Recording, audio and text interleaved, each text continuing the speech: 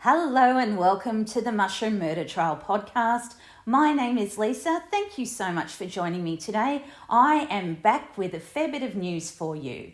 Now, firstly, we're just going to be talking about any future developments that may take place with Miss Patterson, and she has until October the 6th to lodge an appeal against her sentence and convictions for the triple murder and the attempted murder. So far, there's been no word on that other than perhaps the prosecution may actually lodge an appeal against the sentence, but that hasn't been confirmed. Now, I also wanted to talk to you about Erin Patterson's, quote, notorious red MG being up for sale. The Herald Sun understands that the mushroom cook's power of attorney, Ali Rose Pryor, posted an advertisement for the vehicle on Facebook Marketplace this week. Now, the second-hand SUV is in apparently excellent condition and $18,500. Miss Pryor, she is the power of attorney and she's been instructed to sell it. So it's a 2023 MG. Now, as we know, it's like, I'd say beetle red. ZST Core, only 22,000 Ks, excellent condition, priced to sell quickly. Car drives beautifully, it's super economical and still feels like new. It's got a 1.5 litre engine, Apple CarPlay and Android Auto, reverse camera, yada, yada, yada. Oh, and there's also the balance of MG's 7-year unlimited kilometre warranty and a full service history, because I can imagine Erin would be pretty particular with her car.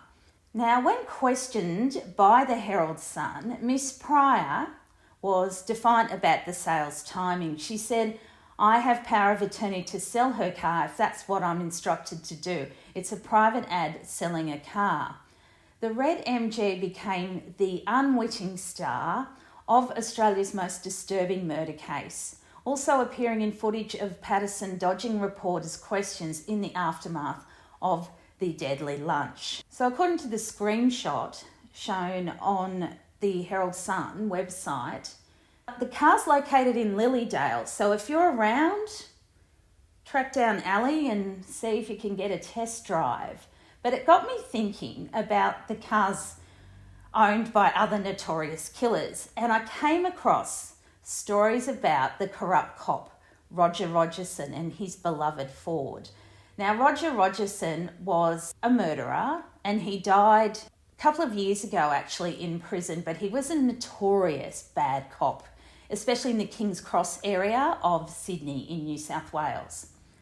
So the car that Roger Rogerson used in his cold-blooded murder of drug dealer Jamie Gow is now at the National Crime and Justice Museum in Geelong, where it's on display, and they actually take it out to events. But it sat in a police yard for a very long time because no one wanted it, not even his family. So what did I do? Who did I call? I called a friend of the pod, Duncan McNabb, the author of Recipe for Murder, The Poisonous Truth Behind Erin Patterson, and Duncan is also the nation's #1 expert on Roger Rogerson and his crimes. And he told me that no one wanted this car for years and it sat discarded in a Sydney police compound. The killer cop, according to Duncan, was meticulous when it came to looking after his cars.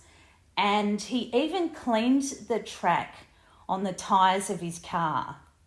Now, the car we're talking about at Geelong, it was purchased by an anonymous donor. So the car that's in the museum was sent down there by police, and Duncan said Roger would be absolutely outraged to know that his car ended up in a criminal justice museum.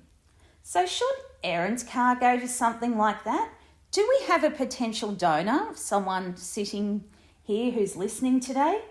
All right. So would the museum even want Erin's car? Who knows? But pop onto YouTube and leave a comment. Would you buy Erin's car? Does it creep you out? Or does it belong in a national museum? We shall see. Okay, let's move along now. I'm going to talk about Erin's mother today. and her sister, partly because Erin has spoken to a degree about them in court and to some of her friends from that devilish Facebook group I was in. So I'm just going to take you through what I found out about her mother, Dr. Heather Scutter, who was an academic in Australia in children's literature. And I managed to find, it's not easy because most of the work that she did was in the 90s, so it's not easy to find most of that work, but there's some of it, quite a bit of it, in the National Library in Canberra. So let's start, and we're going to see whether the childhood that Erin experienced, quite an intellectual childhood, had any influence on her behaviour in later life. And I'm not a psychologist, as you know. We'll go on now, won't we? Okay, so Erin Patterson's life as a child revolved around stories, reading and intellectual sophistication. As an adult, she did terrible things in an aura of mystery, and her actions were raising questions about truth, deception, and the complexities of human behaviour. And it did prompt quite a lot of us, I know, people who listen to this podcast, who is this mushroom killer? Where did she come from? Now, as I said, we only know about Erin's relationship with Dr. Heather Scutter solely through the killer's accounts. So I'm today trying to fill in some of these gaps. For most of her career, Heather Scutter was a literary academic at Monash University. Before this, she was working as an English teacher in Adelaide, South Australia. Now, I will look into her life's work as the children's literature academic because that's all we have to understand her that's left, because sadly she died in 2019 from cancer. And while Erin recounts a miserable childhood, what's the truth? What do we really know? Her sister, a former geologist and now a professional baker, will not speak publicly and was not seen at the trial, but Heather Scutter's relationship with Erin was publicly detailed in court, but only from her daughter's perspective. It's clear the academic was intellectually driven and a narrative-focused parent. Whether this had profound effects on Erin's psychological and behavioural development, we will never know. Unless, of course, Erin submits to a psychological assessment, and so far we haven't seen one. But it's clear as Erin grew older, she internalised her childhood, developing a deep sense of resentment, anger, and a need to control her own narrative. This contributes to her complex psychological profile and may play a role in some of her destructive behaviours. Miss Patterson told her trial in the Supreme Court of Victoria that she had suffered body image issues since she was a teenager and said that her mother had weighed her weekly as a child. Quote, "I've tried every diet under the sun. It's been a roller coaster over the years," she said. After Heather's death, the mushroom cook confided to a friend, claiming she had a, quote, horrible upbringing and that her mother was, quote, essentially a cold robot. She said, "My mum was ultra weird her whole life. It was like being brought up in a Russian orphanage where they don't touch the babies," she texted a friend. Yet Heather was well respected as a literary scholar, bringing that intellectual depth to her professional pursuits. She published a book in 1999 called Displaced Fictions, which I read about a year ago, and I can't remember a lot. So what I will do is now tell you what people thought of that book and give you some information about what she said, which may then perhaps inform you a bit more about what her relationship to parenting was. So, Displaced Fictions, Melbourne University Press. Heather Scutter's message that books are not holy objects is a timely one. It is a common assumption that being in love with books is a good thing. While wanting children to enjoy reading, Scutter warns against unquestioning, uncritical reverence. Rather than being in the thrall of literature, it is far better, she argues, that adolescents be able to read with a healthy skepticism and an awareness of the complex value systems that make up all text. And in fact, the whole young adult industry. Scutter scrutinises the works of John Marsden, whose guru status she is deeply suspicious of, and she calls Tim Winton a Dickensian sentimentalist. I don't know if I'd say that, but she's got more knowledge than I do about this area. Dickensian, that is very harsh. Now, Heather fires broadsides at the novels of Marsden, Klein, Hartnett and Kelleher, whose prose she describes as straining, dull and prurient. Hathorne, Carmody, Spence, Crewe et al., accusing them variously of masculine colonisation, liberal humanism, manipulation, self-indulgence, neo-puritanism and romanticism. Do you see why I couldn't remember the book? But she does reserve 3 or 4 writers for some praise. So while her scholarly life may not have directly mirrored her home life, Erin's upbringing in an intellectually charged environment might have involved high expectations and unspoken pressures. This may have contributed to her own narrative crafting abilities in later life, i.e. lies. Oh, I have cancer. Oh, I want a gastric bypass. Oh no, I'm really sorry, it was liposuction. Heather Scutter was well respected across the globe, and she did crisscross the globe, bringing her work to other audiences. But not everyone agreed with her takes on the state of Australian children's literature. Now, this is Jenny Connor, who was the Principal Project Officer, Tasmanian Department of Education. Okay, so now this is a review from Jenny Connor, and she's looking at Displaced Fiction, Heather's book in 1999. Okay, this is interesting. Maurice Saxby has made his life work nurturing Australian talent in writing for the young and the development of respect for their work as a serious genre of literature.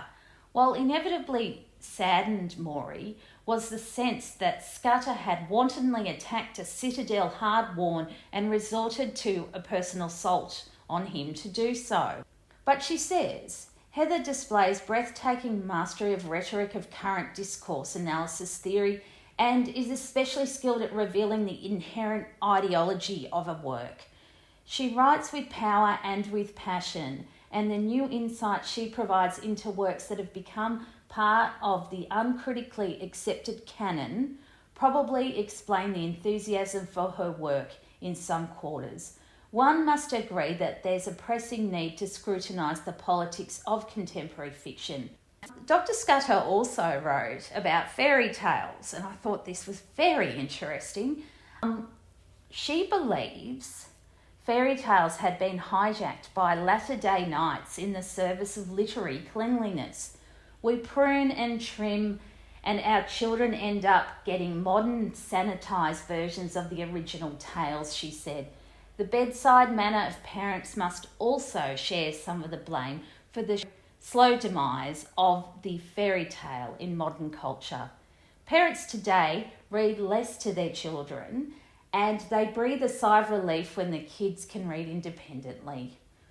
We stop reading to our children when they're far too young. We should in fact be reading to them when they are in their teens. So from Erin's perspective, there were tensions in her family, potentially under the shadow of Heather and her sister's intellectual prominence. Erin said she spent her childhood reading books in her room, explaining her loner tendencies and perhaps her inability to cope with the weakening ties with the Patterson family following her breakup with Simon. And as I mentioned before, Erin's sister is a brilliant woman in her own right. According to Candace Sutton in the Daily Mail, she had established herself as a volcanologist, a scientist specialising in the study of volcanoes. Like her prolific and studious mother, she produced academic papers on subjects like lava flow and the fragmentation of volcanic glass during eruptions. And she married a doctor, and they have 2 children. Alongside her scientific work, Erin's sister, I'm not saying her name, you can all find it, but I just don't feel it's necessary, developed a reputation for her intricate and imaginative baking, specialising in custom cakes, biscuits and sweets. Now, on her business Instagram, Erin's sister deals in joy and fun, while the other Scutter daughter took a devastatingly different path. So if you have a look on the Instagram, it showcases her large-scale baking efforts and contributions to this special children's Christmas party at the Melbourne Showgrounds, a thank you day for organ donors. In 2022, she baked and distributed 4,230 cookies to hospitals across Melbourne for International Women's Day. And she created fondant inscribed biscuits for the Presbyterian Ladies College, bearing the message, "You are amazing." As we know, the killer deviated significantly from our societal norms, perhaps partly in reaction to her upbringing. But as we all know, the mushroom killer represents the darker side of the human psyche, where intelligence, resourcefulness are wielded not for good, but for manipulation and harm. And that is Erin Patterson's legacy. Not like her mother, not like her sister.